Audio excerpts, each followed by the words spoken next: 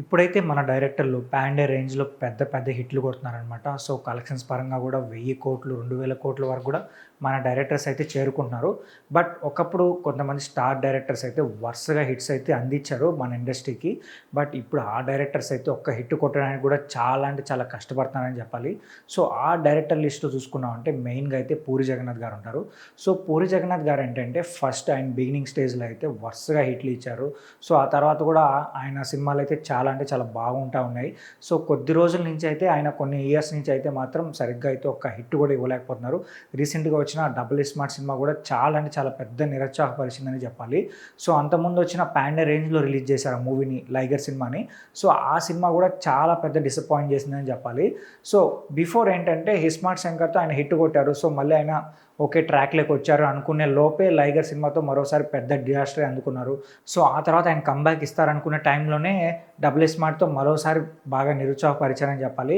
But ఇప్పుడైతే fans అయితే మాత్రం ఖచ్చితంగా పూరి జగన్నాథ్ గారి నుంచి ఒక కమ్‌బ్యాక్ ఫిల్మ్ అయితే కోరుకుంటున్నారు. ఆయనకున్న మెయిన్ జోనర్‌ని షిఫ్ట్ చేసి కొత్త జోనర్‌లో గానీ మూవీ తీస్తే మాత్రం ఏమైనా హిట్ రావచ్చని నేను అనుకుంటున్నాను. మరి వెయిట్ చేసి చూడాలి. ఒకప్పుడైతే ప్రతి ఒక్క ఫ్యాన్ కూడా మా స్టార్ హీరో పూరి జగన్నాథ్ గారి డైరెక్షన్‌లో వర్క్ చేస్తే బాగుంటది అని చెప్పి ఫీల్ అయ్యేవారు. బట్ ఇప్పుడు మాత్రం అసలు వర్క్ చేయకపోవడమే మంచిదని చెప్పి ఫీల్ అవుతున్నారనమాట చాలామంది ఫ్యాన్స్ కూడా. చూద్దాం మరి ఆయన నెక్స్ట్ ఫిల్మ్‌తో కమ్‌బ్యాక్ ఇస్తారా లేదా అని. సో, నెక్స్ట్ అఖిల్ గారితో ఒక సినిమా చేయబోతున్నారు కూడా ఒక న్యూస్ అయితే స్ప్రెడ్ అవుతుంది. సో, దాని నుంచి ఇంకా అఫీషియల్ న్యూస్ అయితే రాలేదు కాబట్టి సో, వెయిట్ చేసి చూడాలి. ఓకే, పూరి జగన్నాథ్ గారి మూవీస్ పైన మీరేమనుకుంటున్నారో, ఆయన ఎలాంటి సినిమా తీస్తే హిట్ కొడతారని మీరనుకుంటున్నారో కామెంట్ చేసి చెప్పండి. ఇంకా ఈ లిస్ట్‌లో చూసుకున్నామంటే శంకర్ గారు ఉంటారు. శంకర్ గారి మూవీస్ అయితే కల్ట్ క్లాసిక్‌గా నిలిచిపోయాయి. కొన్ని సినిమాలైతే 'జెంటిల్‌మ్యాన్' గానీ, 'భారతీయుడు' గానీ, 'అపరిచితుడు' గానీ చాలా సినిమాలైతే చాలా అంటే చాలా బాగుంటాయి. బట్ ఎందుకో ఇప్పుడు రీసెంట్ టైమ్‌లో ఆయన తీసే మూవీస్ అయితే మాత్రం ఆడియన్స్‌ని అంతలా అట్రాక్ట్ చేయట్లేదు. సో, రీసెంట్‌గా వచ్చిన 'ఇండియన్ 2' సినిమా కూడా బాగా డిసప్పాయింట్ చేసింది. తర్వాత 'గేమ్ చేంజర్' సినిమా కూడా సో, డిసప్పాయింట్ చేసిందనే చెప్పాలి. బట్ ఇప్పుడు శంకర్ గారి నుంచి కూడా ఒక కమ్‌బ్యాక్ అయితే ఫ్యాన్స్ అయితే ఎక్స్‌పెక్ట్ చేస్తున్నారు. నెక్స్ట్ ఏదో ఒక భారీ ప్రాజెక్ట్ తీయబోతున్నారు. ఒక నోవెల్ ఆధారంగా ఒక పెద్ద ప్రాజెక్ట్ అయితే తీయబోతున్నారని చెప్పి కూడా ఒక న్యూస్ అయితే నడుస్తుంది. చూద్దాం మరి ఒకవేళ ఆయన ఆ సినిమాతో కమ్‌బ్యాక్ ఇస్తారా లేదా అనేది. సో, నెక్స్ట్ ఈ లిస్ట్‌లో చూసుకున్నామంటే వివి వినాయక్ గారు ఉంటారు.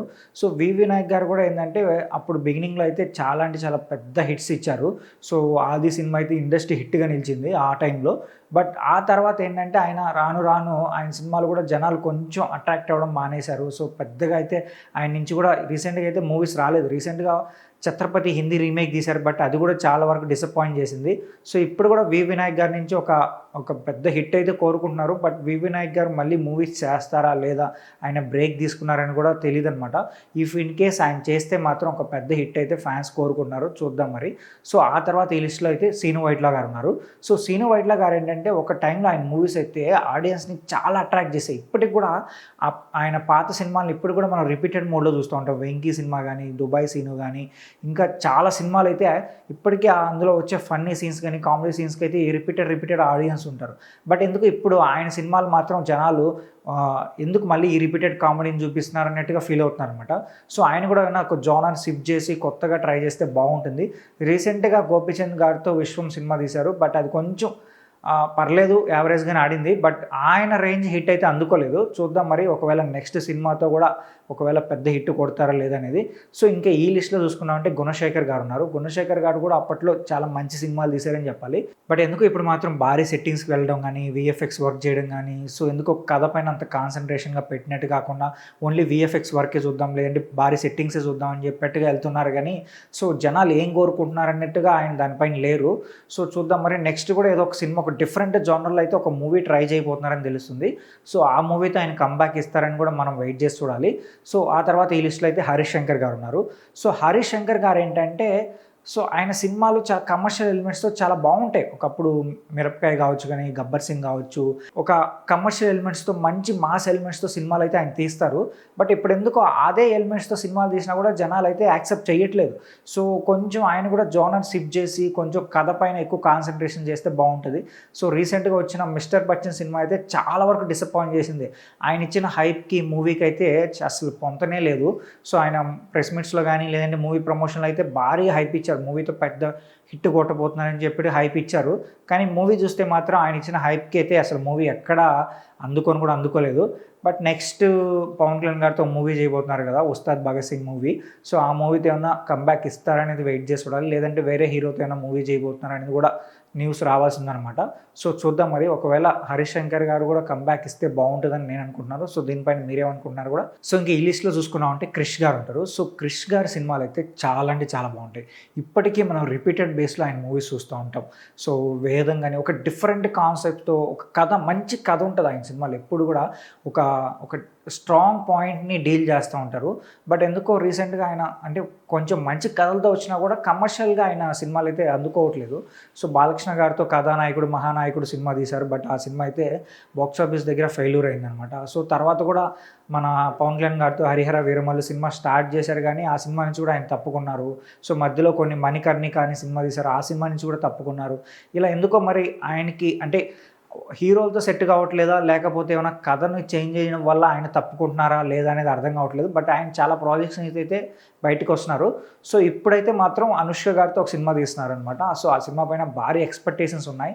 అనుష్క గారు కూడా ఒక మంచి కంబ్యాక్ ఫిల్మ్, ఒక strong film, biggest block buster కొట్టాలని చెప్పి ఆవిడ కూడా ఎదురు చూస్తున్నారు. కాబట్టి వీళ్ళిద్దరు కాంబినేషన్లో వస్తున్న ఈ ఫిలిం పైన అయితే చాలా ఎక్స్పెక్టేషన్స్ ఉన్నాయి. చూద్దాం మరి, ఈ ఫిలింతో క్రిష్ గారు అయితే ఒక స్ట్రాంగ్ కంబ్యాక్ ఇస్తారని చెప్పి మనం కూడా కోరుకుందాం. ఇంకా ఈ లిస్ట్లో చూసుకున్నామంటే సురేందర్ రెడ్డి గారు. సో సురేందర్ రెడ్డి గారి సినిమాస్ కూడా చాలా బాగుంటాయి. కిక్ కానీ, అశోక్ కానీ, అతను ఒక్కడే సినిమా కానీ, ఇలాంటి ఒక డిఫరెంట్ జోనర్ని టచ్ చేస్తూ చాలా బాగా తీస్తారనమాట. అంటే ఒక హీరో ఎలివేషన్స్ చూపించడం కానీ, సో హీరోని ఒక స్టెటిల్గా తీసుకెళ్ళడం కానీ చాలా బాగా చూపిస్తారు ఆయన. బట్ ఎందుకో రీసెంట్గా ఆయన 2-3 ఫిలిమ్స్ అయితే అంతగా రీచ్ అవ్వలేదు. సైరా నరసింహారెడ్డి సినిమా తీశారు, అంటే బాగానే ఉంటుంది సినిమా, బట్ ఎందుకో కమర్షియల్గా మేబీ ఆ సినిమా బాక్స్ ఆఫీస్ దగ్గర ఫెయిల్యూర్ అయిందని చెప్పాలి. కానీ ఆయన డైరెక్షన్ పరంగా బాగానే తీశారు సినిమాని. సో అది కొంచెం బ్రేక్ ఈవెన్ టార్గెట్ ఎక్కువ ఉండడం వల్ల అంత రీచ్ కాలేదేమో అని నాకు అనిపించింది. తర్వాత ఏజెంట్ సినిమాతో వచ్చారు, కానీ ఏజెంట్ సినిమా ఏమైందో కూడా అర్థం కావట్లేదు. సో ఆయన డైరెక్షన్ చేశారా, లేదంటే స్టోరీ ఇచ్చేసి ఆయన పక్కన ఉన్నారా అని తెలియదు, కానీ ఆ సినిమాని అయితే సరిగ్గా డీలే చేయలేదు ఆయన. సో చాలా పెద్ద ఫ్లాప్గా నిలిచింది ఆ మూవీ. బట్ ఇప్పుడు ఆ ఫ్లాప్ నుంచి ఆయన తేరుకొని ఒక కంబ్యాక్ ఫిల్మ్ ఇస్తారని చెప్పి మనం కూడా కోరుకుంటున్నాం. సో ఇంక ఈ లిస్ట్లో లాస్ట్ చూసుకుంటే ఆర్జీవి గారు ఉంటారు. ఆర్జీవి గారు ఒకప్పుడైతే ఒక కల్ట్ క్లాసిక్ మూవీసే తీశారని చెప్పాలి. ఇప్పుడు కూడా ఆ సినిమాల గురించి మనం మాట్లాడుకుంటూనే ఉంటాం. చాలా కల్ట్ సినిమాలు అయితే ఆయన తీశారు. బట్ ఇప్పుడు ఆయన తీసే సినిమాలు కూడా మనం చూడలేము అనమాట. అలాంటి సినిమాలు తీస్తూ ఉంటారు. బట్ ఇప్పుడు రీసెంట్గా ఆయన ఒక ట్వీట్ చేశాడు అనమాట. ఏంటంటే నేను తీసిన సత్య సినిమాని అయితే మళ్ళీ ఒకసారి చూశాను, బట్ ఆ సినిమా చాలా అంటే చాలా బాగుంది, నేనే తీసానా అన్నట్టుగా నేను ఫీల్ అయ్యాను. సో ఈసారి నుంచి పక్కాగా నేను ఒక కంబ్యాక్ ఫిల్మ్ అయితే మీకు ఇస్తాను, ఇప్పటి నుంచి మంచి సినిమాలు తీస్తాను అన్నట్టుగా ఆయన చాలా కాన్ఫిడెంట్గా ట్వీట్ చేసి చెప్పారు. చూద్దామని ఆర్జీవి గారు ఎప్పుడన్నా కొంచెం చేంజ్ అయ్యి ఒక డిఫరెంట్ జోనర్లో కానీ ఆయన ప్రీవియస్ ట్రాక్లోకి వచ్చి ఒక మంచి సినిమా తీస్తారని చెప్పి మనం కూడా కోరుకుందాం. సో రీసెంట్గా ఏదో ఒక న్యూస్ వస్తుంది, ఒక సిండికేట్ అని చెప్పి ఒక సినిమా చేయబోతున్నారు. సో అందరూ కూడా భారీ క్యాస్టింగ్ ఉండబోతుందని కూడా ఒక న్యూస్ ఉంది మరి. సో చూడాలి ఆ సినిమా ఎప్పుడు వస్తుంది ఏంటి అనేది. అయితే ఈ డైరెక్టర్స్లో మీరు ఏ డైరెక్టర్ కంబ్యాక్ కోరుకుంటున్నారో కూడా కింద కామెంట్ చేయండి. అలాగే ఈ వీడియో పైన మీరేమనుకుంటున్నారో కామెంట్ చేసి చెప్పండి.